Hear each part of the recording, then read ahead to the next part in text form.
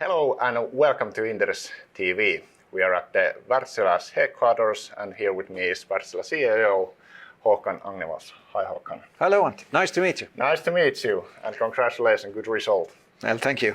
How has the year started in Wärtsilä's business? I think we are in a time period with a lot of uncertainty. I mean, first, the COVID is still there.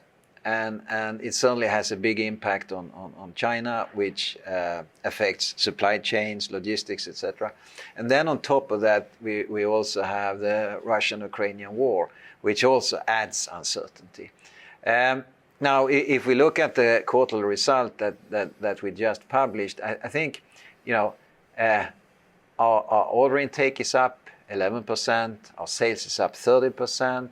And we are taking steps to improve our profitability, so on operating level, so to say. But then, of course, we have a significant provision, 200 million euro, related to our Russian operation. So, of course, it's a mixed bag. Yes, of course. Economic growth is slowing down, inflation is high, and there is also supply chains issues. How these are impacting Wärtsilä at the moment? Can you tell a little bit more? So clearly the cost inflation is impacting us, and I would say that it's escalating compared to 2021. On the growth, I think it's very hard to make predictions and forecast. I will not go into that because there's so much uncertainty. But cost inflation is definitely there, and it will continue to be there. How do your order backlog cope with inflation? Can you renegotiate with contracts or? Some we can renegotiate, some it's more difficult, so it's a mixed bag. Okay, yes. What about how you anticipate the situation going to develop? Well, I mean, when it comes to guidance, we only provide short-term guidance given the high level of uncertainty that we actually have experienced for a couple of years now. So when we talk about a demand guidance, we say that we see for Q2 we see a similar level as compared to Q2 last year. There is a perfect storm in the energy market, and it's clear that Europe energy transition has to come further than we first thought after the Russia invaded to Ukraine. How you see the situation in the energy market at the moment? Yeah, I mean, prices are up, energy prices are up. I think now, short term, there will be, I would say, a step back to fossil. I mean, more coal will be run. People are looking to resource gas from Russia.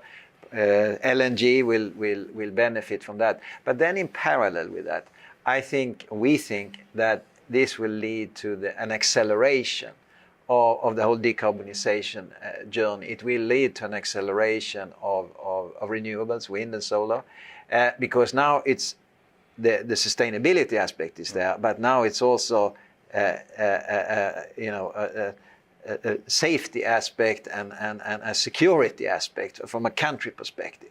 So we think it will accelerate the shift to renewables. But we also know this shift takes time. It's not, you cannot swap in 1 year or two. It takes 5 to 10 years. There is a lot of uncertainty. So are the customers ready to make big decisions with investments? Some are thinking, and so there is not one customer, yes. and different customers have different perspectives. Some customers, I mean, I can say there's a very exciting, intense dialogue, both on the energy side and the marine side, about decarbonization. And I think how we have, defined our strategy going forward, I mean, shaping decarbonization for marine and energy, it really resonates with our customers. And if we look on the marine side, we have the new indexes coming in, the new IMO indexes, the CII, EXI, and customers, they're kicking in 2023, and they need to do things to get into the system and how they're going to develop their thinking, and that is, it's new fuels, but it's energy savings, and the discussion we're having right here, right now, that will translate into business. If we look on the energy side, we can see that balancing power. We talked a lot about. There's a strong demand in the U.S. Both on thermal and on battery side. I mean, on the battery side, our order intake for Q1 was slow, but because that's the reason behind it is that there is a reset in the market price because cost escalation, lithium prices gone up with a factor of 3 the last 12 months, and now there is a price reset, and that takes a couple of months before a newer market price gets reestablished. But the need for balancing power, it's really accelerating in the US. And it will pick up in Europe. With our latest order was in Italy here in Q1. We announced that.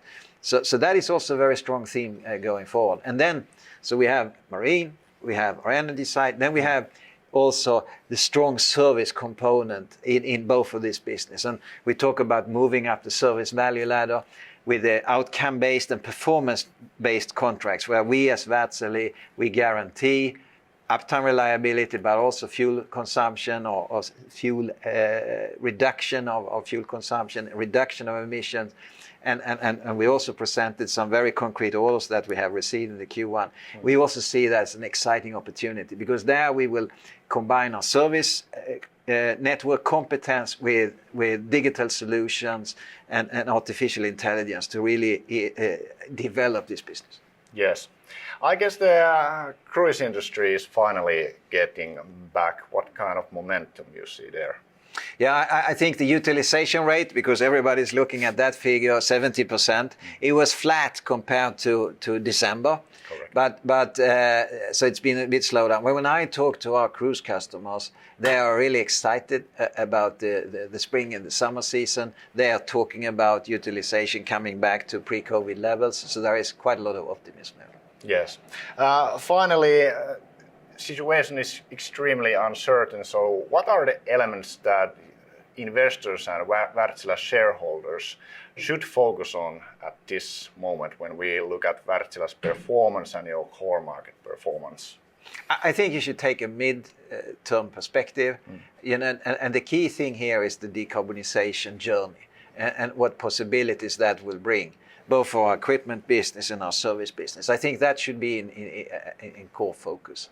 I mean, right now we are moving through a time period with a lot of uncertainties, with disturbances in the supply chain and inflationary pressures. I mean, Russia has also a short-term impact clearly on 2022. But I would encourage investors to take a mid-term perspective and see what Wärtsilä has to offer in the decarbonization journey, both in energy and marine. When you say mid-term, is it 2 or 5 years Mid-term old? is mid-term. Mid-term is mid-term. You tell me what the future economy will look like, and I'll give you the answer. I don't know. No, exactly. Yeah, exactly. Thanks for the interview, and I hope all the best to the end of this year. Thanks a lot. It was a privilege. Thank you. Take care.